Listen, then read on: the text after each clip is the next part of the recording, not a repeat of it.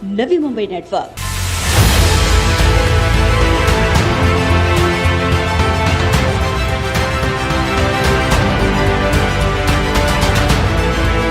इसका 1 नवंबर 2018 को आदरणीय शरद चंद्र पवार साहब के हाथों से उद्घाटन और भूमि पूजन हुआ था।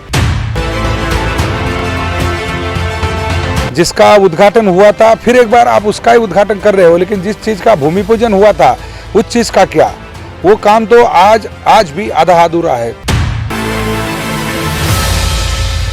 आनंद फानन में होने वाले उद्घाटन का भी कोई ज्यादा राजनीतिक लाभ कोई उठा नहीं पाएगा।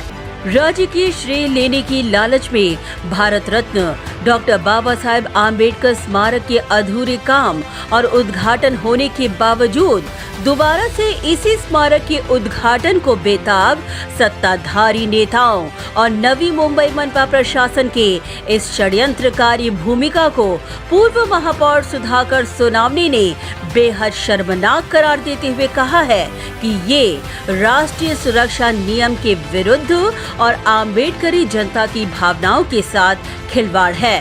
पूर्व महापौर सुधाकर सोनावने ने 1 दिसंबर को नवी मुंबई मनपा आयुक्त अभिजीत बांगर को पत्र लिखकर उनसे सवाल किया है कि 6 दिसंबर तक भारत रत्न डॉक्टर बाबा साहेब आम्बेडकर स्मारक आम जनता के लिए खुला करने का आश्वासन नवी मुंबई मनपा प्रशासन से लेकर सत्ताधारी नेताओं द्वारा दिया गया है, मगर अब भी स्मारक के डोम का अधूरा काम, जिस भाग में ई-लाइब्रेरी और तैलचित्र का निर्माण होने वाला है, उस डोम के मार्बल का अधूरा काम और तो और स्मारक के सभागृह की बार-बार मरम्मत कर खाना पूर्ति करने का काम। ऐसे में इन तमाम अधूरे काम के बावजूद इसे 6 दिसंबर को आम जनता के लिए खुला करने का अर्थ है आम जनता के जीवन के साथ खिलवाड़। सुधाकर सोनावने ने कहा कि ये संपूर्ण घटना राष्ट्रीय सुरक्षा नियम के विरुद्ध है, मगर बावजूद इसके सिर्फ उद्घाटन की लालसा में जनता की सुरक्षा को दांव पर लगाकर सत्ताधारी उसी स्मारक का दोबारा से उद्घाटन करने जा रहे हैं, जिसका उद्घाटन 2018 में पूर्व केंद्रीय कृषि मंत्री शरद पवार और पूर्व मंत्री गणेश नायक की विशेष मौजूदगी में पहले ही संपन्न हो चुका है।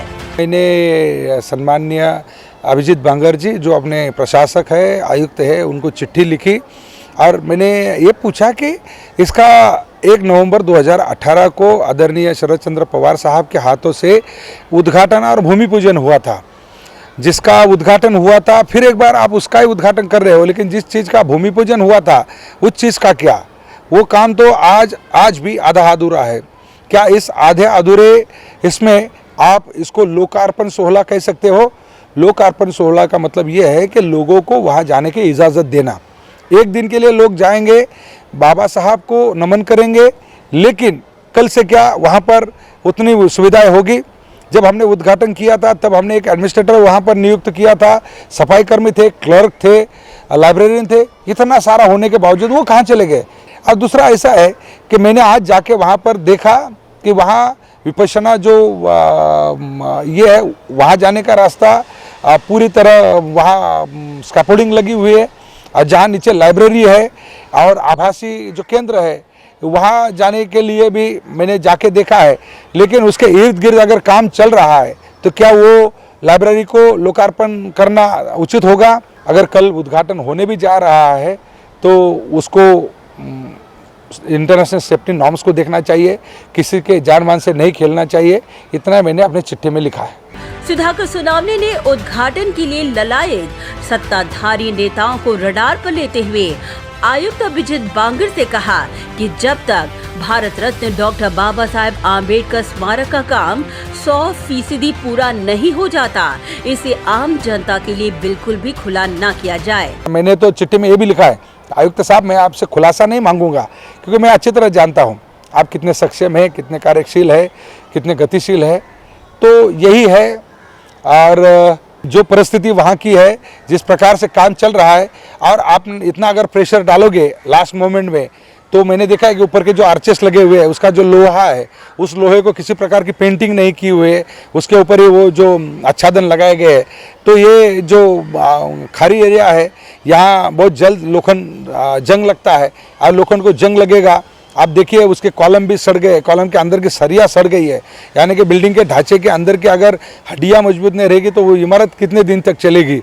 ये बहुत यानी एक नहीं हजारों उसके ऊपर यह है। सुधाकर सोनावने ने आयुक्त अभिजीत बांगर को इस पूरे प्रकरण की निष्पक्ष जांच करने की मांग की है।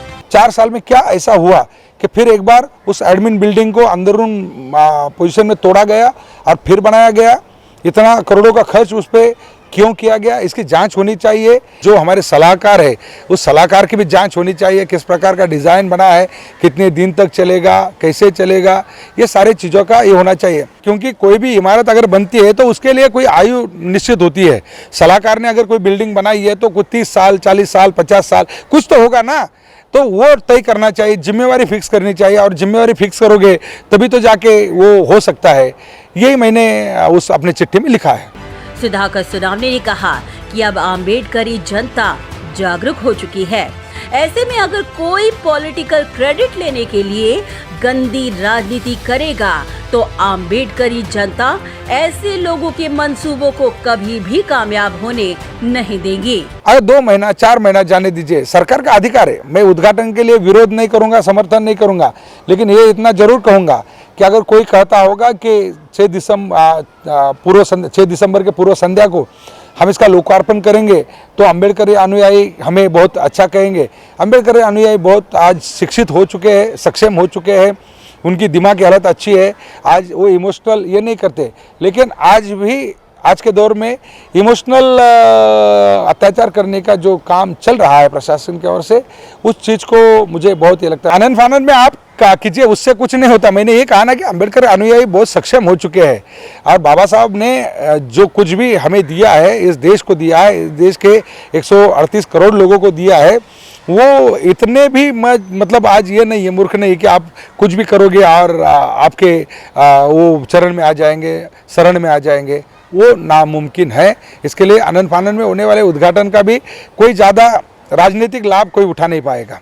ऐसे में अब सवाल ये उठ खड़ा होता है कि राजनीति में इस आधे अधूरे काम का आनंद फानंद में उद्घाटन करना कितना उचित है? क्या उद्घाटन का खेल गंदी राजनीति का परिचय तो नहीं? क्या नवी मुंबई की जनता को ऐसी राजनीति स्वीकार्य है? ये तो आने वाला समय ही बताएगा। Bureau report, Navi Mumbai network. Do you aspire to upgrade your living? With Arihant Advika, Sector 9, Vashi. Upgrade to iconic residential tower